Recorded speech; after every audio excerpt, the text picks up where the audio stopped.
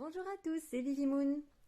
Aujourd'hui, une review sur le Spirit Within Tarot de Stephen Bright aux éditions Red Feather.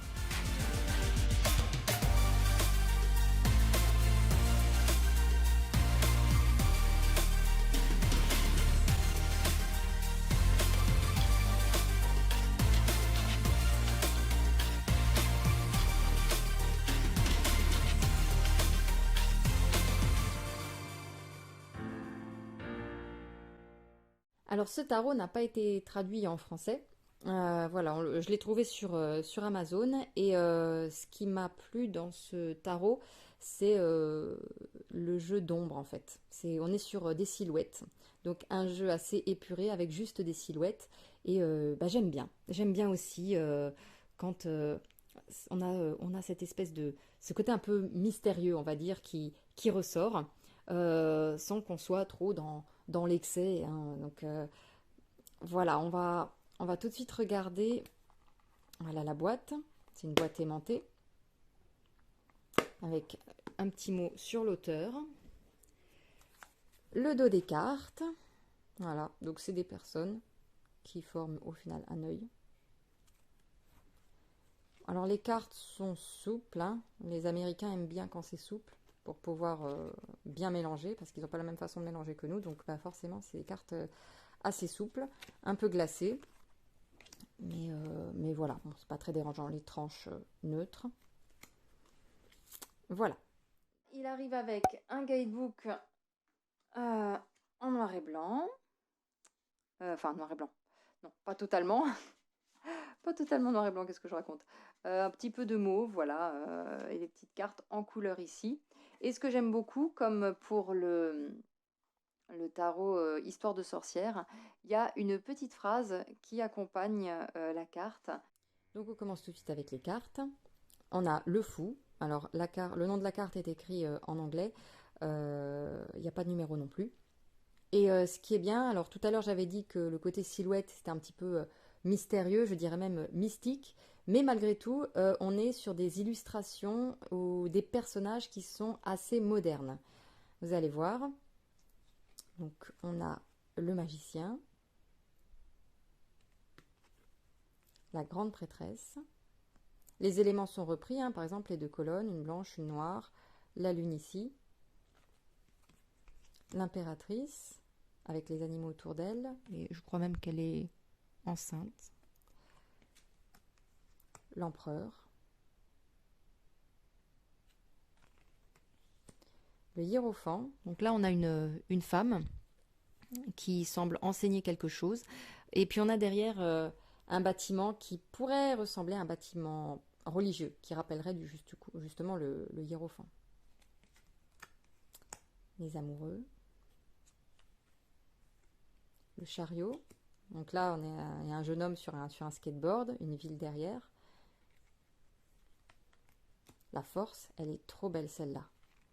Elle est vraiment magnifique. On voit cet homme qui est accroupi, qui fait face au lion, alors que derrière lui, il y a juste une falaise. En gros, deux dangers qui se présentent. Le lion face à lui, à l'arrière, il plonge, quoi. Et non, il lui fait face. Il se met à sa hauteur, à hauteur des yeux du lion. Voilà, il lui fait face. Elle est trop belle. Ensuite, on a l'ermite. Elle est bien aussi cette carte, elle représente bien l'ermite, hein, le côté solitaire, retrait. Il est tout seul en haut de sa montagne. La roue de fortune. La justice. C'est bien parce qu'on se concentre vraiment sur l'essence de la carte, comme certains jeux que je vous avais déjà présentés. Le pendu, et je l'aime beaucoup aussi celui-là. D'habitude, le pendu, on le voit vraiment de près.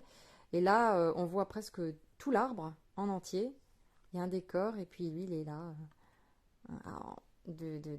assez éloigné au niveau de la vision. Donc, j'aime bien. C'est un nouvel angle de vue, presque. La mort. Un ange de mort, même. La tempérance, sympa. espèce de DJ qui mixe, qui mixe deux sons. Voilà, un son rouge, un son mauve, et il les mixe et il crée une harmonie. Et je trouve l'idée très intéressante en fait. Et voilà, encore une fois, le côté moderne qui ressort quand même dans le jeu. Franchement, j'adore. J'adore de toute façon en général tout ce qui est silhouette, j'adore ça. Le diable, avec cet enfant. La tour. L'étoile, trop jolie, avec ce petit oiseau. La lune. Donc on revoit les deux tours qui sont derrière. Le chien et le loup. Le soleil. Le jugement.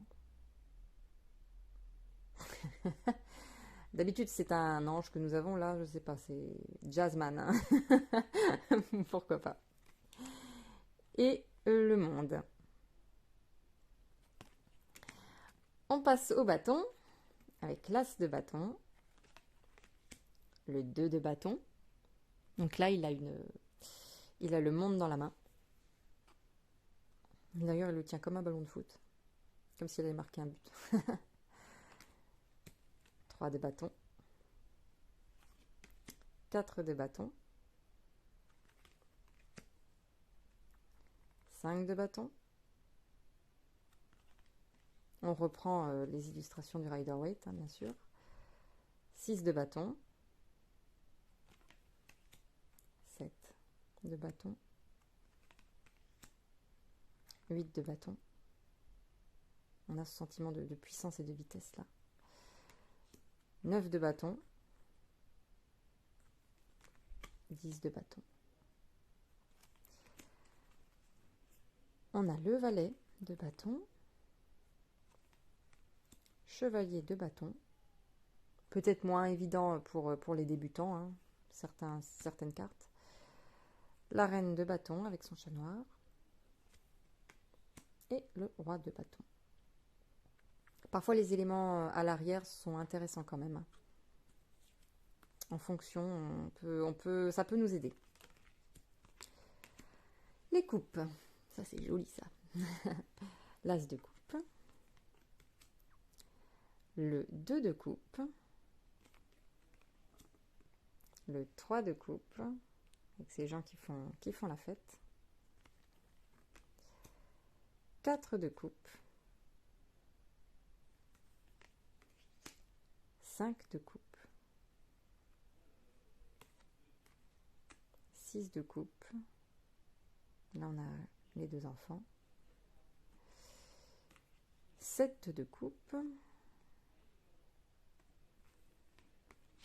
8 de coupe. 9 de coupe. 10 de coupe. Là, on dirait presque même que c'est des personnes âgées. C'est très sympa aussi. Le valet de coupe, avec son poisson qui jaillit hors de la coupe.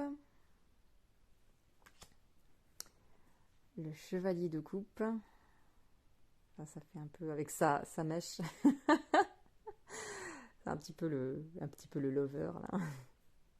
Et là, d'ailleurs, c'est assez marrant parce qu'on a la reine de coupe qui est un peu dans la même position que lui. On pourrait presque croire à des amants comme ça. Et le roi de coupe. Les épées. As d'épée. 2 d'épée. 3 d'épée. Donc là, il a son cœur blessé qui saigne avec un pansement dessus. 4 d'épée. 5 d'épée. 6 d'épée. C'est assez élégant tout ce qui est jeu d'ombre, je trouve. J'aime bien. 7 d'épée. 8 d'épée. Et même si le décor est simple, moi je vous dis, il y a des petites choses dans le décor, selon ce qu'on voit. Parfois c'est des villes, parfois c'est des campements. Ça peut aider aussi à la compréhension. 9 d'épée. et le 10 d'épée. Le valet d'épée, chevalier d'épée, reine d'épée, dans son ordinateur, femme de bureau, femme d'affaires, et le roi d'épée. Et pour finir, les deniers, l'as de denier, 2 de denier. On a le bateau là qui passe derrière. Bon, les flots ont l'air moins mouvementés que sur certaines cartes, mais par contre, il est quand même sur un vélo à une seule roue. Hein. Je ne sais plus comment ça s'appelle d'ailleurs, mais voilà. Et il jongle avec ses 2 deniers. 3 de denier. 4 de denier. 5 de denier. Là, on voit qu'il s'est isolé. Hein. Il est derrière un mur, alors il y a la vie derrière, il y a des choses peut-être accueillantes et il est dans ses murs. 6 de denier. 7 de denier. 8 de denier. 9 de denier. 10 de denier. Le valet de denier. Le chevalier de denier. J'adore cette tondeuse à l'arrière. Ça représente bien. La reine de denier. Et ces lapins qui sont derrière. Et le roi de denier qui se la coule douce. Voilà. Voilà pour ce tarot qui est vraiment sympa.